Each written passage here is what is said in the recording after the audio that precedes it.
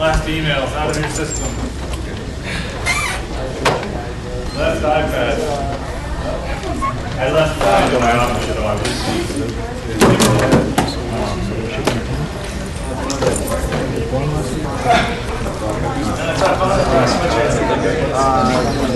Anybody go out for Record Store Day, whatever that was? That happened in your store? Put on a festival every year. Oh, okay. How'd that go? And like the dude was like so stoked. He's like, "Here's this motherfucking stuff. I got this festival thing and held it." So I'm doing like real shit. You know, it's like a lot of legitimate shit. How was Vegas? Check you for next week and yeah, the ARG stuff is interesting. What did he have to? What were the takeaways? You guys learned? Yes. What did you say? I'm sorry.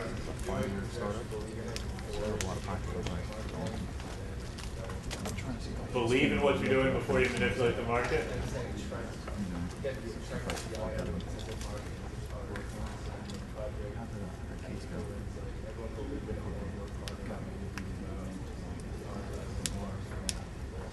Yeah, I mean, hopefully I've talked about this kind of phrase I like to use, a purpose idea. And have we talked about that in here at all? I mean, it's similar to sort of a mission or vision, but I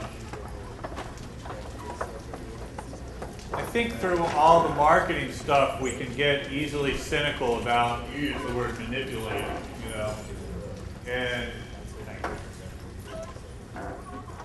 if you pull it back to a purpose, you know, be your purpose art or whatever, it's really the only way that I think you can not end up hating yourself.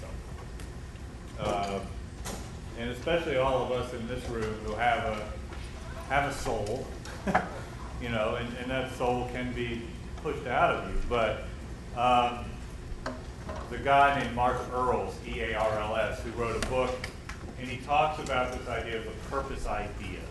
And it's different from mission, different from vision, different from values, because all of those things have become sort of co-opted by business schools, MBAs, or whatever, and nobody really believes them. But as you so wisely brought up about Trent Reznor probably doesn't care that much about mission, vision, values, but he probably does care about his purpose. Why do you bother making that art, right? And actually, I don't want to drop names, but I will. I had dinner, as many of you know, R.E.M's in town, I guess, recording. I don't know that many of you care, but I can't tell you. But I do care, the musician. And could you close the laptop, please, if you mind? Thank you. I do care, and I had dinner with the manager and Stipe and the producer, Garrett Lee, Jack Knife Lee. And Garrett had done, if you don't care about R.E.M., he's done, I think, some work with Nine Inch Nails, and certainly U2 and lots of other people. Dude hates Twitter. Violently hates it. Like, just gets upset at the mere mention of it. I'll pull up his website.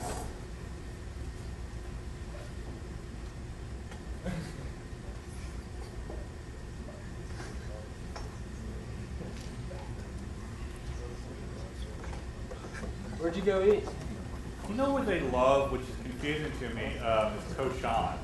Really?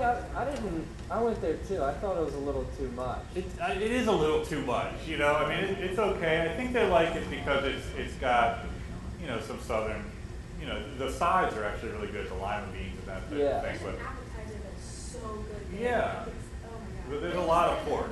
You know, they've named their restaurant after a pig. I know those guys like that southern home cooking. Yeah, and I mean, the size, as I say, more than anything else, you get that. They named that album after whatever that guy said. Automatic for the People. Yeah. Their best album. So,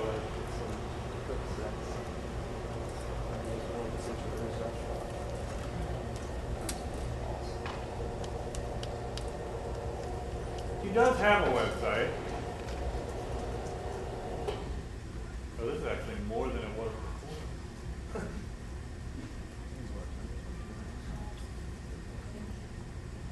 It's actually, this is a lot more. When I looked at it the other day, all it was without the red dot. Maybe it just wasn't working. It kind of puts a little damper in my story. Because literally all it was a blank screen. Now, this is, I'm sure what the hell's going on. Was it on here. your iPad? No, I didn't. Yeah, it's not HTML5. No, I did it on my laptop.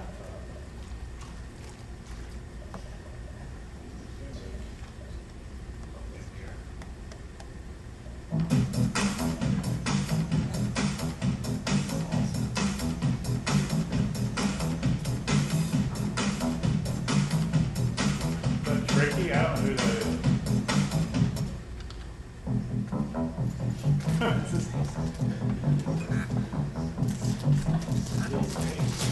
It's very strange. Strange dude. One mother hen sat on 4 little eggs, keeping them warm in her little egg nest.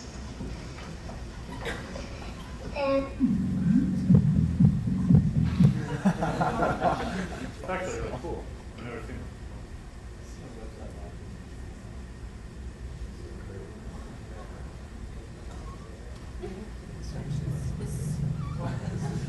Yeah, this is gonna be good.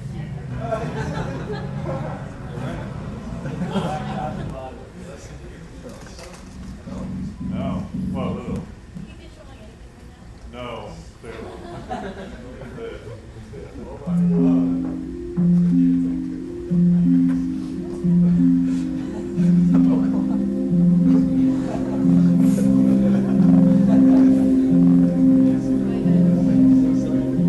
This is way better than Twitter. But I'm serious. You're right.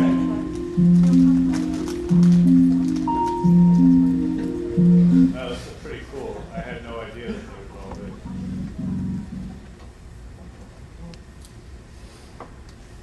So,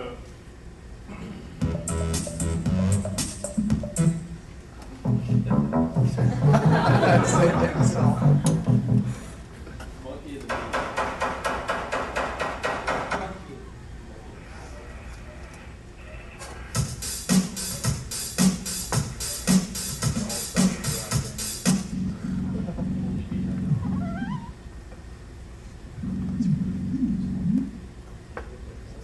okay. I supposed to be selling that watch.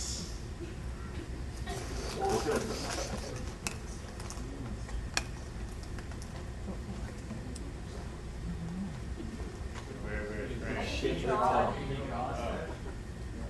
Well done.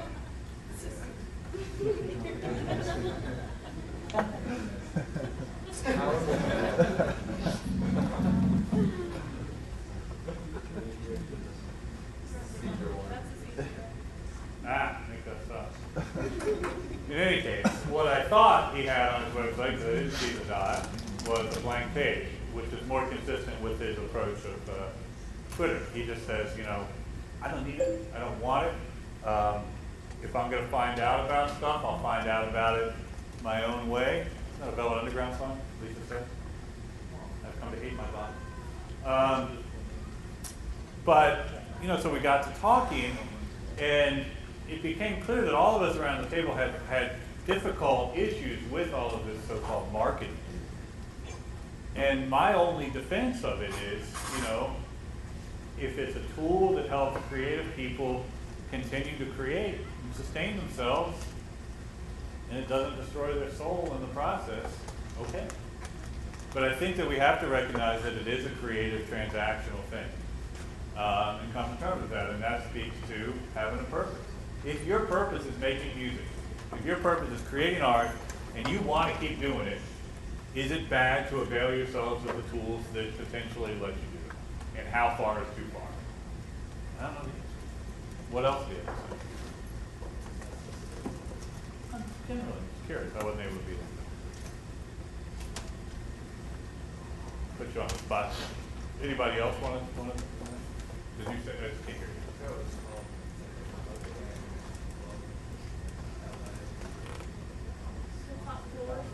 Oh, top floor. What is, I mean, I'm always curious, is there stuff that comes out of these things that you guys can put into practice? Is there something that you guys could say, yes? I kind of had, not really an issue, but to me it seems like it would really get the, the 10–20% of your strong base going, but they're already, jazzed up about whatever you're going to do. It would help, I'm sorry, the 10, 20, you said? 10–20%, the 20–80. Yes, I do know that very well. Okay. No. Okay. It would. They're already going to be really excited about whatever you're doing. Right. So all of this guerrilla underground marketing is kind of just. Preaching to the choir? Yeah. Well, it's a good point. Everybody here, I mean, I'm glad you questioned whether or not I was familiar with the Pareto principle, but I am. Everybody else know the 80-20 rule? Would you mind shutting the laptop? Like a car, like all the way?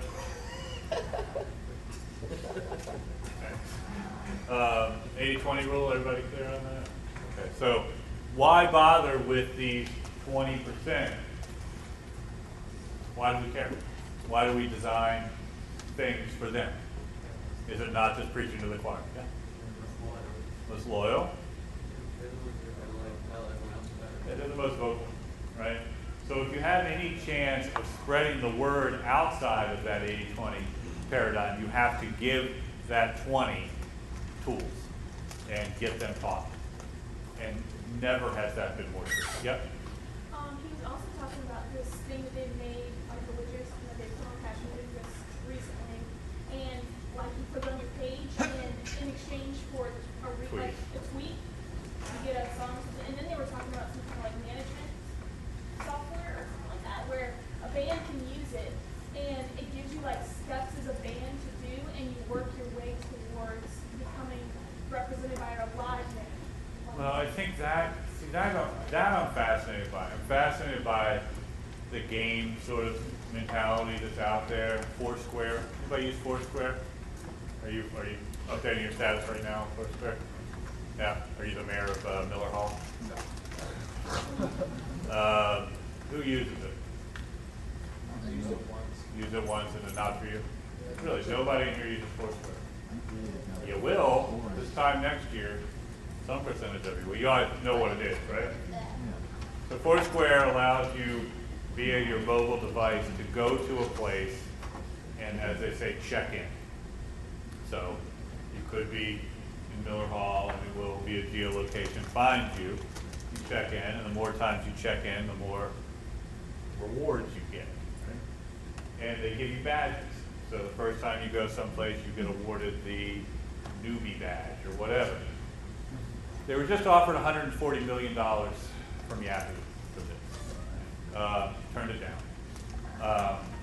Pretty much everybody is talking about it because as status update via Facebook and Twitter or whatever it was to 2009, location is to 2010.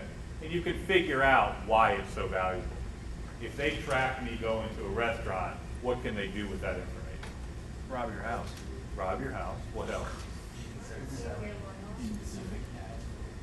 Well, that or they sell that information to the restaurant. And then, yeah, you check in and you get a coupon. And that's where it's going. We talked about Groupon in here last time. You see what their valuation was as of their investment last night? $1 billion. Billion.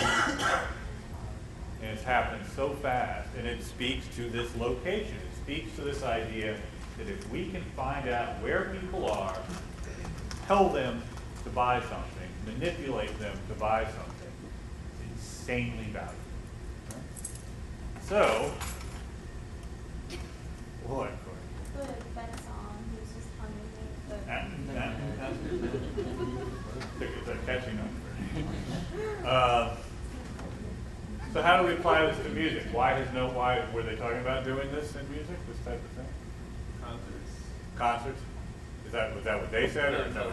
No, I keep saying I don't know why people don't do a Foursquare for concerts. Yeah. Who is you are?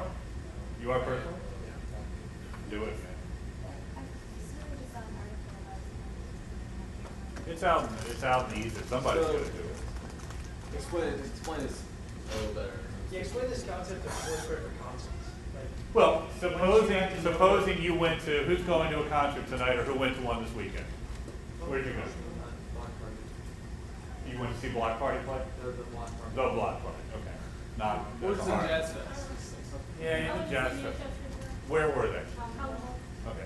So if you had gone there and you showed up at the club and you said, you know, it located you, I'm at Howlin' Wolf, singing so-and-so, that updates to your Twitter, your Facebook status. You get awarded points for doing that. All of this information then is out there. The bands can start seeing it, other clubs can start seeing it. We start seeing patterns emerge. The band maybe gets your information and they connect with you. You're obviously a fan, right? So the more of that you do, and people like checking into concerts as much as they like checking in anywhere else. And the more you do, do you not see how that would be valuable to the Howlin' Wolf over time to start seeing who's going and where these 20% of the movers and shakers are, and then giving them offers? Yeah. Is this something I could do for at Tipitina's? For like, Well, I mean, Tipitina's is probably on Foursquare. no. You sure? Yeah. How are you sure? I bet they are. How much you would bet? How much do I want to bet if Tipitina's is on Foursquare? No, I was saying that. The letter grade? I mean, I'm not sure how I would. I mean, I don't know. Like, does it automatically upload, you know, Whatever places anybody without chooses. anybody uploading it already? Sure. Excuse me. So.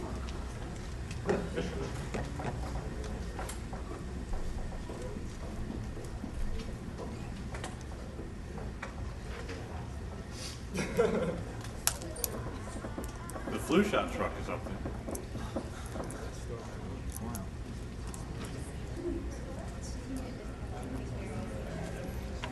Oh, Jared, have you seen blood donor So rolls? Tipitina's on Foursquare. Joe D is the mayor. It looks like the Rock and Roll. Gives you the address of where it is. You can view people that are Twitter bot nearby. Here's Matt R. said this is the greatest live music venue in America. So, you know, yeah, this stuff is out there. You become the mayor. You visit there, you check in more than anybody else. And people, look, this confounds me, and yet people do it. People are checking in all over the place. Why are people checking in now? I mean, I understand like down the road when places are offering something, but why would you? Goes back to, relates to civic sharing. is there a way to monitor who's checking in where? Sure. It's all public. It's like Google Maps. These are all people, so this person just unlocked the Crunked badge on Foursquare. Not sure what the Crunked badge is, but this isn't a little thing. It's crazy, okay? So we got to figure out ways to do it. I'm wrestling right now with doing something like this. So here's what I'm going through. With Daytrotter, I want people to get, the first time they go to Daytrotter, they'll get the Colt badge or something, right? And we'll get dude who draws the stuff, draw a little horse, right? Colt, whatever. And you check in, you get there, hey, you just unlocked the Colt badge, it's your first time on Daytrotter, thanks for visiting. Email them the little JPEG that they can then change their avatar to. And the reason I'm doing this, the reason I'm even thinking about it, Is that a butterfly? What are these badges? Is that like a status symbol? the status symbol, yep, Do people really care if they have the Crunk badge? apparently. It's not for me to ask why, it's for me to observe what people are doing Achievement Center. and see how to support it.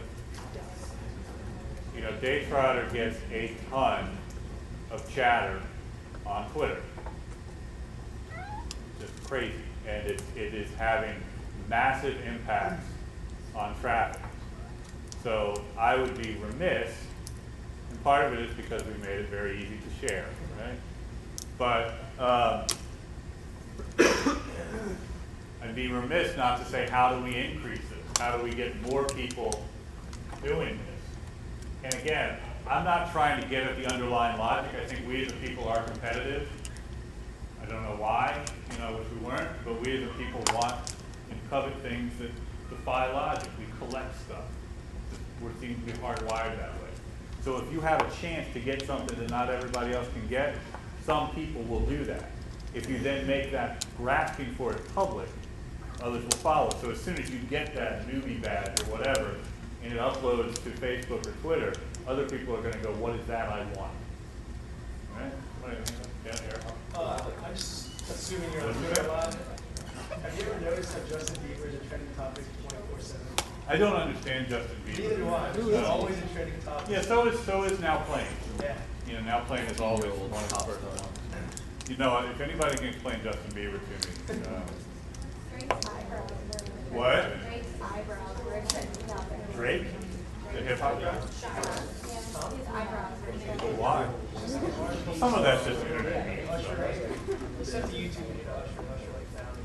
Well, that's what everybody says. I just don't believe that at all. Usher said it. Apparently, he found him on YouTube, and his friend was like, "You really gotta check this kid out." But I'm not sure what he found. Him covering Usher songs. I just don't get. I don't get it either. And that's okay. I mean, there's a lot of stuff I don't get in the mainstream media, but usually I can go, okay, yeah, not for me. But with him, he just sounds like a little kid singing. Yeah. It looks What like. happens when he hits puberty? Well, it's like the Brady Bunch. When it's time to change, we have to rearrange. All right. Never. Any other takeaways from our lesson at Creighton? Yeah.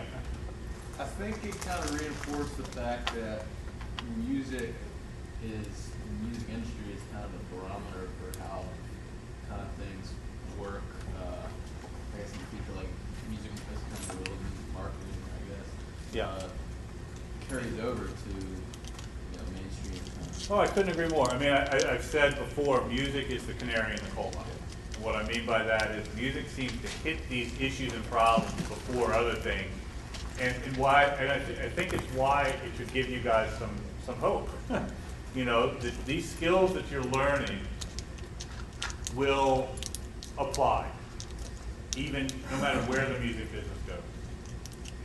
I have a client now at CVS Pharmacy. Why CVS Pharmacy would be interested in what I know? Well, it's because they've seen what I've been able to do in music. Now they realize, just as you say, years late, hey, we better get in this game. So I've said it forever, if you can sell music, you can sell anything. Music's really hard to sell.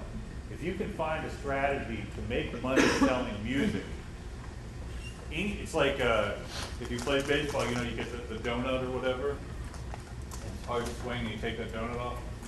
The music business is the donut around the baseball bat. If you can swing that bat with the music business around it, once you take it off and say, I'm going to market anything, shoes, books, anything. It's like, wow, this is easy. So, I think you guys are going to be far, far better positioned and trained than people that aren't thinking about marketing music. Marketing music is so fucking hard. It's really, really hard. It's really hard to market something that essentially walks up to your doorstep of its own volition and self-replicates. That's what music does, right? If bread did that, very few people would go to the Walmart and buy bread, or wherever people buy bread, probably not the Walmart.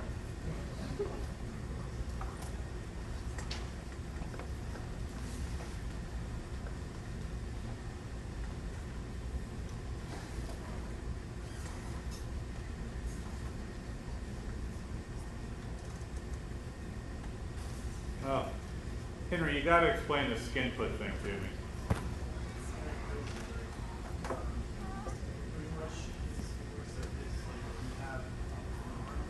Yeah. So you wear a band. Okay. Okay. So you just have it on your arm and you can.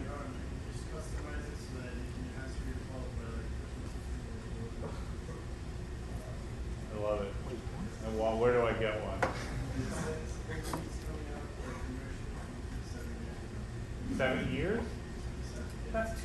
song. I want it right now. Skin put. I love that.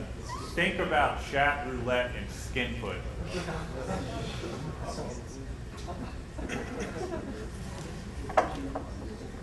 Ben, why do music festivals need good cell phone service?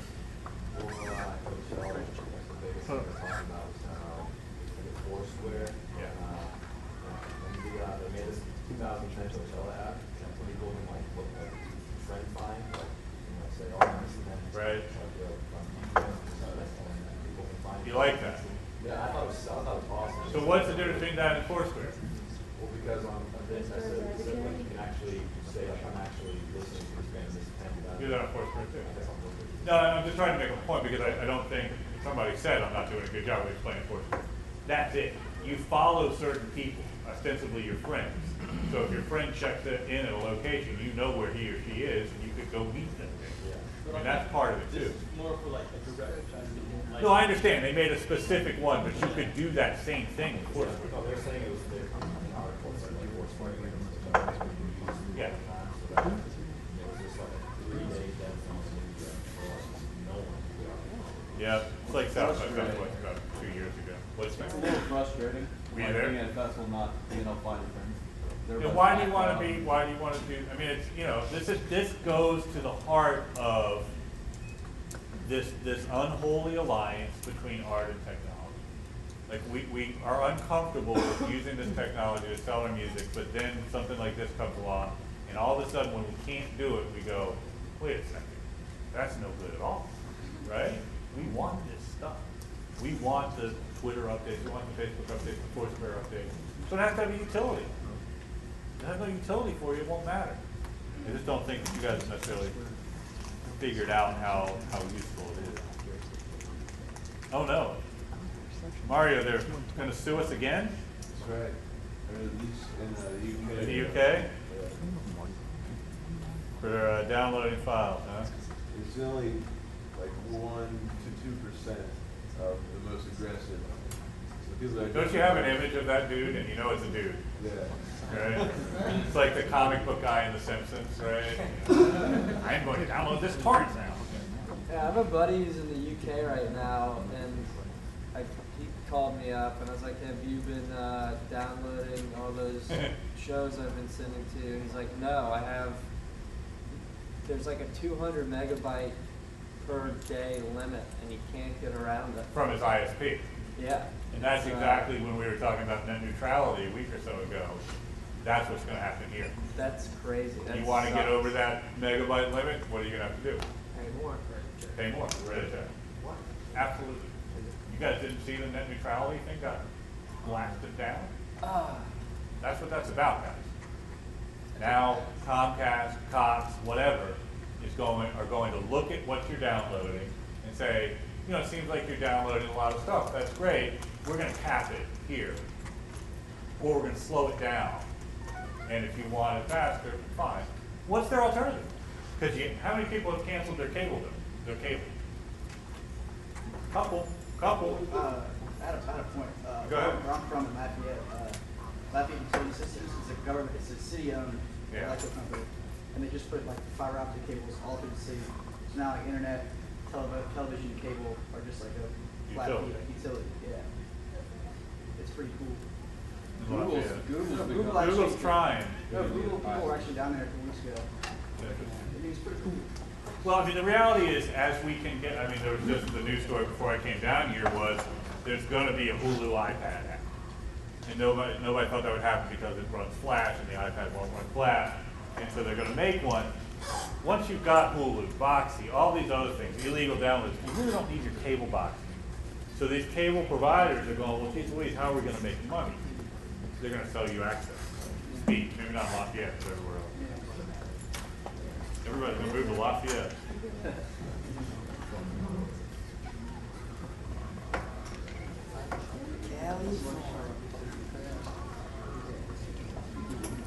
So Mike, Sound Exchange did start sending out checks?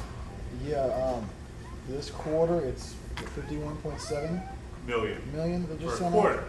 Yeah, for this quarter. It's good. It's 200 million a year. That's their biggest amount sent out yet. and so what, 153% larger year over year. Of last year's first quarter, and they said they've been working on better regulations and better data recording for the digital uses of Right. music. And they pay whom? They pay artists and owners. Sorry? Artists and owners? When you say artists. Well, You're right, just would it define be, artist. The it's featured a performer. yeah, the Featured performer in the Yeah. content, they don't pay the writer. Yeah. That's all I was getting at.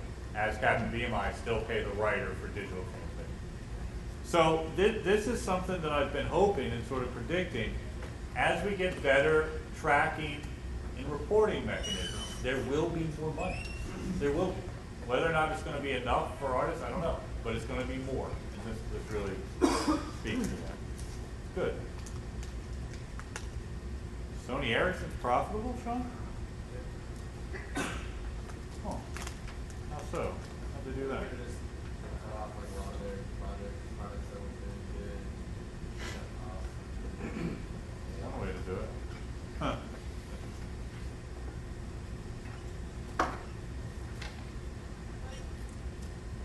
Eric, what's this? What increased 669%?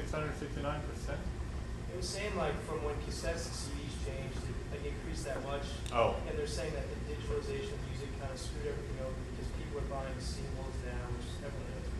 But it's not necessarily like piracy really is killing the music industry. It's just that like it was saying like in Germany, 70% of people still buy CDs. Yeah. But here it's like 30% of people. So it's like the singles, but singles downloads have like skyrocketed. So it's like not really trying to say piracy is not really killing the music industry. It's like the digitization and like buying the singles that's like screwing it.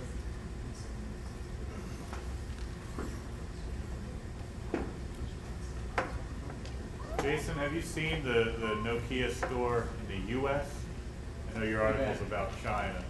Yeah, it's not that great. What's it called? Ovi or something like that? Oh, it's horrible. Absolutely horrible. And they wonder why they can't compete.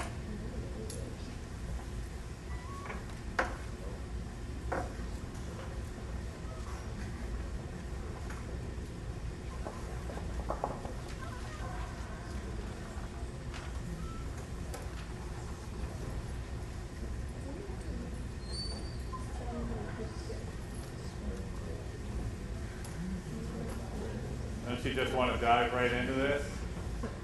sure. Don't you want to dive right into it? Yes. What do we got on Hang with these dudes? Be just like that guy? Maybe get Toon Wiki? Or Twittix? That's an unfortunately named product. There's almost no way to pronounce that that's not vaguely obscene. This is their app store.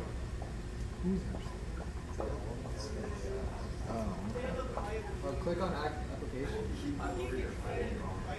The top. Oh, Shrek's it. Here we go. This is their featured music. Playboy Party Girl. Hip Hop Hippo. I mean, who in God's name is using this? Obviously like 13-year-old kids. Yeah, I guess so. All right, we're live. Yeah, that worked good. Oh, these are not free items. They're gonna be like newer bestsellers down the bottom, right there. That's free. Wow. That is a good UI there. You're the best sellers. Bible dude? This is Nokia. This looks like it was designed by, I mean, I don't even know who. What is the Obama rap thing? But this is Nokia, one of the biggest companies in the world. And this is what they've come up with. The Obama rap, and then this. Then you have to pick your phone. This, I mean, this is embarrassing.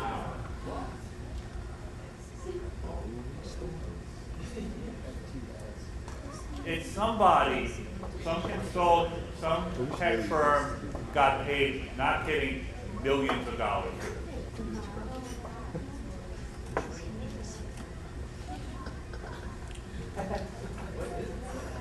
It's an example of what not to do.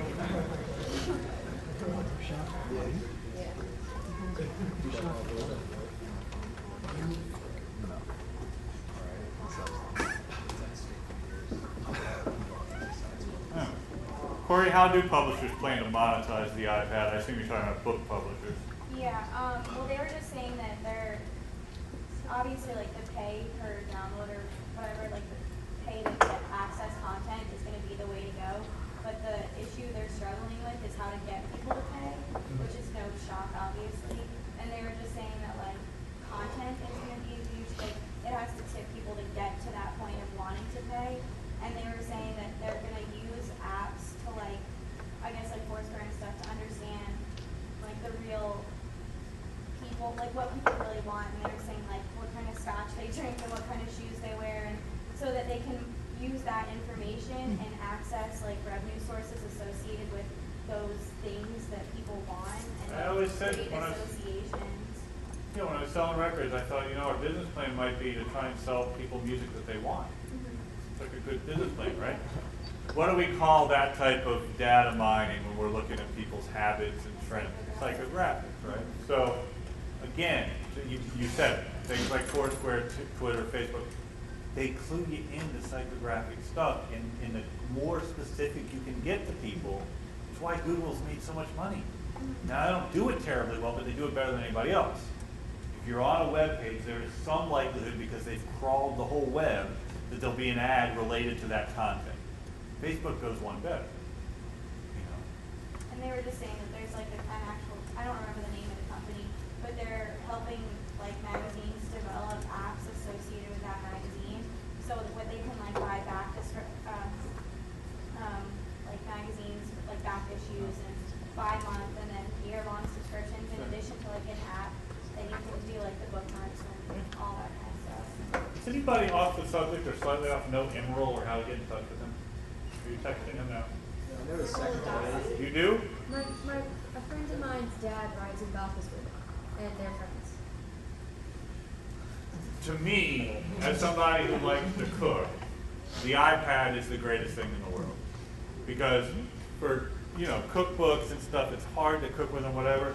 If I could have an app, and I thought of it, an Emerald app, that I called up, there were recipes on one side, there's some videos, there's some links, there's all this, and you put 50, 100 recipes in there, you think people wouldn't buy that? And then have it right there in your kitchen? What's that? Does it come with a plexiglass cover? Well, no, it would I actually thought of that. It would probably need to come with something so it's splatter-proof or whatever, but you could easily do that. That's a good upsell, frankly. Buy the Emerald stand and get the app for free. So I need you to connect. Definitely take them. CSS or whatever. Cookbook? I just think the iPad's a better platform for it because of the screen size for little kids. Yeah. But it's perfect for cooks to have that thing sitting right there, because cookbooks just don't work. You know, they're falling. What were you going to say?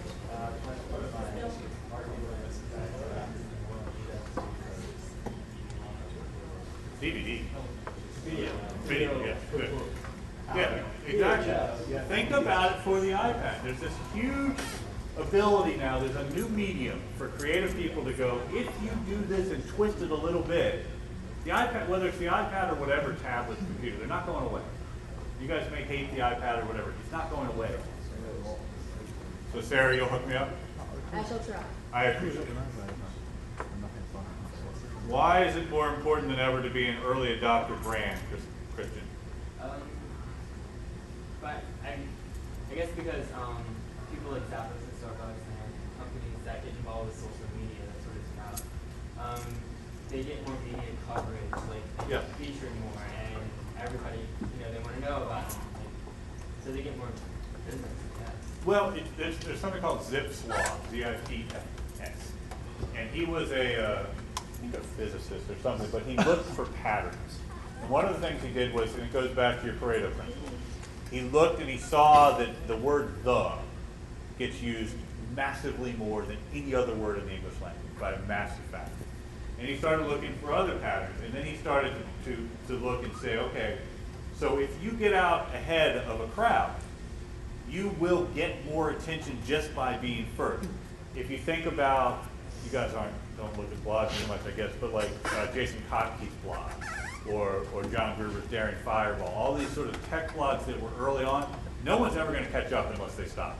Because we, as consumers, will go to that first thing, and it's very hard to make us stop. We keep doing the thing. It's why I want to get to the Emerald. If he gets out in front of it, his app will blow up. Other imitators will have less success, right?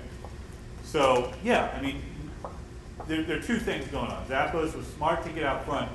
Also, their values just are perfect for social media. You know, they got a CEO that, if he didn't have Twitter, he'd find some other means to talk directly to people, right? But you're absolutely right, and it's why, I mean, I know you guys think I'm a freak for being such an early adapter of technology. You've got to, in this market, you've got to get out ahead of this stuff and try it. You've got to be smart enough to abandon stuff that's not working, but just try stuff, you know, because if you do get out in front, your rewards are disproportionately high, which is what Zipf's law is saying and what this is about.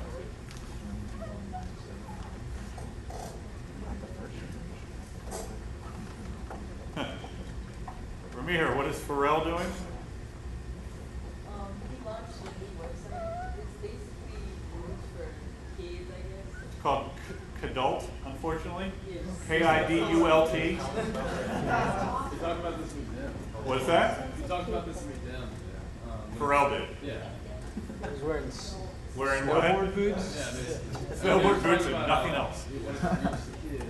Wants to reach the kids, so he started. Oh yes, because kids love Huffington Post. That's what they're clamoring for. Is this online now? Can we look at Kidult.com?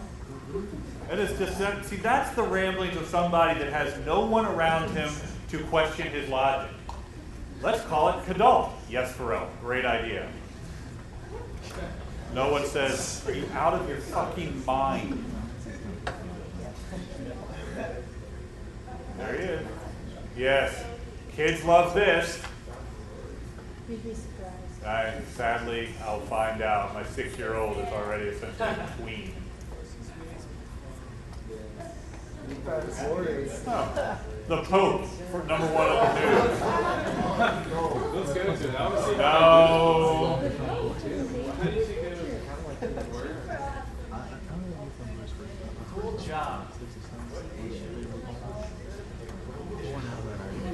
Billionaire Boys Club. This stuff, I mean, you tell me, is this going to work?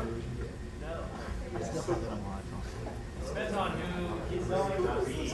That's the problem. Kids do not like to read. I'm not sure if Carl knows how to read.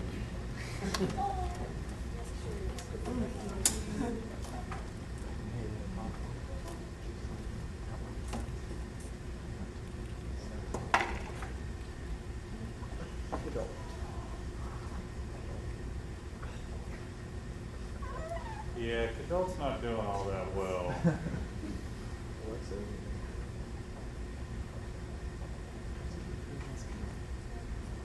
It's not. No, that's not good. Newsweek tried something like this a long time ago. Kids thing? Yeah.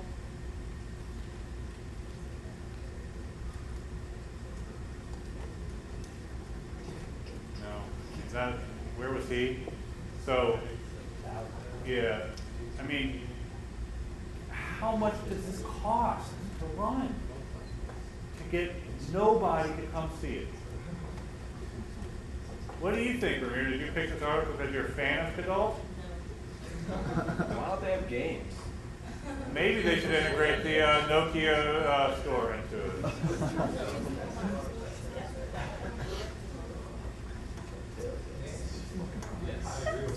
Did you just see that poll? Kids want to see this. Adults want to see this. Is it like 20? It sounds like it's 20 or so. Yeah. Adult. It really does. It's like a Peter Rash dream. Wait a second. I'm an adult. And there are kids on it. Adult.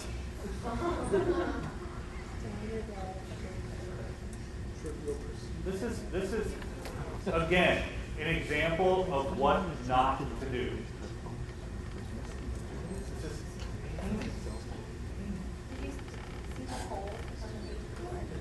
I was asking about Sarah Palin. where is it?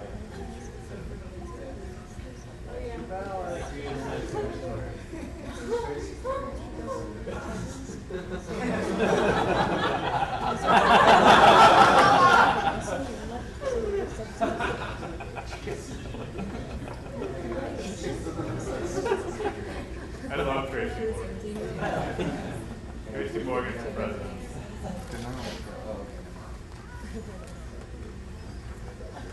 Braden, what is the Mormon musical that the South Park guys are going to bring to town that I'm going to bring all my relatives to? My wife is from a Mormon family. Pretty much just what it sounds like. It's based off, they had one episode where they made fun of the Mormon story long ago. Of course they did. And so, they came up with some guy.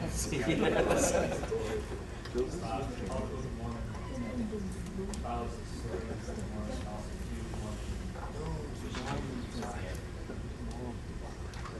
Basically, That's all they need to say, really. It'll go from there. it'll be a huge. The songs will go from there. So Charles, I saw this patent from Apple. So they're getting into the ticket business, or that's what the patent sort of implies? Yeah. How will they do this? You'll be able to buy tickets on iTunes, and it'll shoot this little information to your iPhone, and it'll have one of those little transceivers where you can walk by, wave it in front of it, and it'll allow you to go on.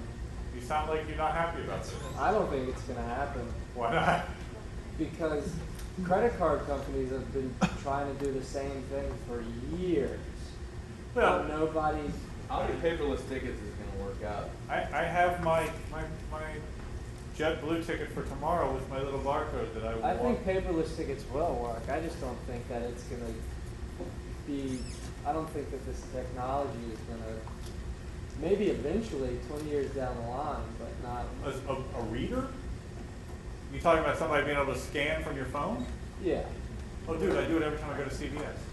Okay. My Yeah. CVS card is on my phone, and every time I go to board. Oh yeah, no. I do. Yeah, but that's not what they're doing. Oh, what are they They're doing? talking about having a little chip where it's like a little memory. They call it NFC, where it's like I don't know. It's gonna. It's not like a scanned barcode. I see. Yeah, I mean, you always want to time your technological innovations with the tech capability and the market demand. The barcode thing is. I mean, that's. I've been thinking about that. What's that? Whenever the first time I saw Card Star, I was Yeah. like, they need to do that with tickets. Absolutely. All right.